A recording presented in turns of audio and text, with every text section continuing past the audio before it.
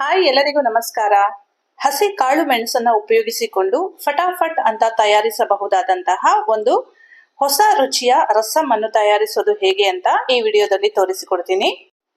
ಈ ರಸಂ ತಯಾರಿಸೋದಕ್ಕೆ ನಾನು ಇಲ್ಲಿ 3 ಪೆಪ್ಪರ್ ಗೊಂಚಲುಗಳನ್ನ ತೆಗೆದುಕೊಂಡು ಬಿಡಿಸಿ ತೊಳೆದು ಕುಟ್ಟುವುದಕ್ಕೆ ಹಾಕೊಳ್ತಾ ಇದ್ದೀನಿ. ಇದರ ಜೊತೆಗೆ ಸ್ವಲ್ಪ ಜೀರಿಗೆ, 5 ರಿಂದ 6 ಬೆಳ್ಳುಳ್ಳಿ ಹೆಸಳು, ಹಾಗೆ ಸ್ವಲ್ಪ ಕೊತ್ತಂಬರಿ ಸೊಪ್ಪಿನ ಕಡ್ಡಿಗಳನ್ನ ಸೇರಿಸಿಕೊಂಡು ತರಿತರಿಯಾಗಿ ಇದನ್ನ ನಾವು ಕುಟ್ಟಿಕೊಳ್ಳಬೇಕು.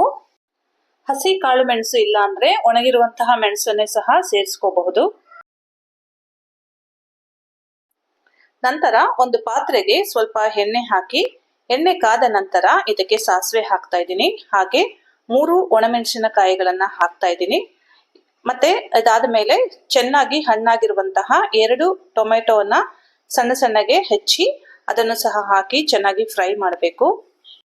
ಟೊಮೆಟೊ ಬೇಗ ಬೇಯೋದಕ್ಕೋಸ್ಕರ ಸ್ವಲ್ಪ ಉಪ್ಪನ್ನ ಹಾಕ್ತಾ ಇದ್ದೀನಿ. ಹಾಗೆ ಇದ್ರ ಜೊತೆಗೆ ಒಂದು 1/4 ಟೀ ಸ್ಪೂನ್ ಅಷ್ಟು ಅರಿಶಿನ ಪುಡಿಯನ್ನ ಸೇರಿಸ್ಕೊಳ್ತಾ ಇದ್ದೀನಿ. ಸೊ ಉಪ್ಪು ಮತ್ತೆ ಅರಿಶಿನ ಪುಡಿ ಹಾಕಿದ್ಮೇಲೆ ಟೊಮೆಟೊ ಚೆನ್ನಾಗಿ ಸ್ಮ್ಯಾಶ್ ಆಗೋವರೆಗೂ ಅದನ್ನ ಫ್ರೈ ಮಾಡ್ಕೋಬೇಕು. ಟೊಮೆಟೊ ಎಲ್ಲ ಚೆನ್ನಾಗಿ ಬೆಂದಾದ ಮೇಲೆ ಕುಟ್ಟಿಟ್ಟಿರುವಂತಹ ಮಸಾಲೆಯನ್ನ ಸೇರಿಸಿ 1 ನಿಮಿಷ ಅದನ್ನ ಫ್ರೈ ಮಾಡ್ಕೊಳ್ಬೇಕು. ತುಂಬಾ ಸಮಯ ಫ್ರೈ ಮಾಡಬೇಕಾಗಿಲ್ಲ, ಜಸ್ಟ್ 1 ಮಿನಿಟ್ ಫ್ರೈ ಮಾಡ್ಕೊಂಡ್ರೆ ಸಾಕಾಗುತ್ತೆ. ನಂತರ 1 ನಿಂಬೆ ಹಣ್ಣಿನ ಗಾತ್ರದಷ್ಟು ಹುಣಸೆ ಹಣ್ಣನ್ನ ಕಿವಿಚಿದಂತಹ ನೀರನ್ನ ಸೇರಿಸಿಕೊಂಡು ಜೊತೆಗೆ 2 ಕಪ್ನಷ್ಟು ನೀರನ್ನು ಸಹ ಸೇರಿಸಿಕೊಳ್ತಾ ಇದ್ದೀನಿ. ನೀರು ಹಾಕಿದ ನಂತರ ರುಚಿಗೆ ತಕ್ಕಷ್ಟು ಉಪ್ಪನ್ನ ಸೇರಿಸಿ ಈ ರಸಮನ್ನ ಕುದಿಯೋದಕ್ಕೆ ಬಿಡಬೇಕು. ಟೊಮೆಟೊ ಬೇಯೋ ಟೈಮಲ್ಲೂ ಸಹ ನಾವು ಸ್ವಲ್ಪ ಉಪ್ಪನ್ನ ಸೇರಿಸಿರ್ತೀವಿ, ಹಾಗಾಗಿ ನೋಡಿಕೊಂಡು ನಾವು ಉಪ್ಪನ್ನ ಹಾಕ್ಕೊಬೇಕು. ರಸಂ ಕುದಿ ಬಂದ ನಂತರ ಇದಕ್ಕೆ 1/4 ಸ್ಪೂನ್ ಅಷ್ಟು ಹಿಂಗನ್ನ ಸೇರಿಸಿಕೊಳ್ತಾ ಇದ್ದೀನಿ. ಹಿಂಗನ್ನ ಒಗ್ಗರಣೆ ಟೈಮಲ್ಲಿ ಹಾಕೋದಕ್ಕಿಂತ ಹೀಗೆ ಡೈರೆಕ್ಟ್ ಆಗಿ ಹಾಕೋದ್ರಿಂದ ಅದರ ಫ್ಲೇವರ್ ಹಾಗೆ ಚೆನ್ನಾಗಿರುತ್ತೆ.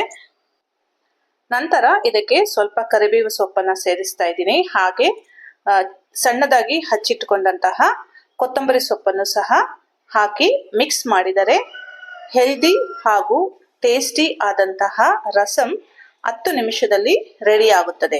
ಜ್ವರ, ಕೆಮ್ಮು, ಶೀತ ಅಥವಾ ಡೈಜೆಷನ್ ಪ್ರಾಬ್ಲಮ್ ಇರುವಾಗ ಸರಿಯಾಗಿ ಊಟ ಮಾಡಬೇಕು ಅನ್ಸೋದಿಲ್ಲ.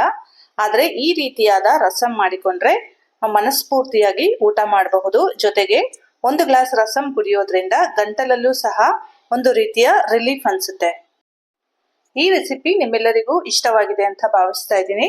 ನೀವು ಸಹ ಇದನ್ನ ಒಮ್ಮೆ ಟ್ರೈ ಮಾಡಿ ಹೇಗಿತ್ತು ಅಂತ ಹೇಳಿ ಕಮೆಂಟ್ ಮಾಡಿ ತಿಳಿಸಿ.